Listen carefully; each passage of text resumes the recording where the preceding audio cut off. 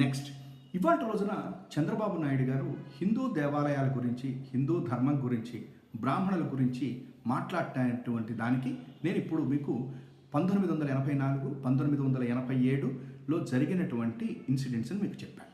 సరే, 2014 కొద్దాం. 2014, 19లో ఎప్పుడైనా సరే చంద్రబాబు నాయుడు గారు బ్రాహ్మణుల గురించి ఆయన చెప్పినట్టుగా, మీరందరూ అడుగుతున్నట్టుగా, మనందరం అనుకుంటున్నట్టుగా బ్రాహ్మణ కార్పొరేషన్, నేను ఇవాళ మీ అందరికీ కూడా ఒక విషయం చెప్తున్నాను. బ్రాహ్మణ కార్పొరేషన్ అనేటువంటిది ఒకటి ఏర్పాటు చేసిన మాట వాస్తవం. దాన్ని ఎవరు కూడా బ్రాహ్మణ కార్పొరేషన్ ఏర్పాటు చేయలేదు అని చెప్పని ఎవరు కూడా అంటలేదు. ఆ రోజున చంద్రబాబు నాయుడు గారి ప్రభుత్వంలో బ్రాహ్మణ కార్పొరేషన్ అనేది వచ్చింది. కానీ దానికి ఐవీఆర్ కృష్ణారావు గారే మూల స్తంభంగా నిలబడి, ఇప్పుడు మీరు మాట్లాడేటువంటివన్నీ కూడాను 3 ఎకరాల్లో అద్భుతమైనటువంటి బిల్డింగ్ కట్టడానికి అక్కడ దేవాదాయ శాఖ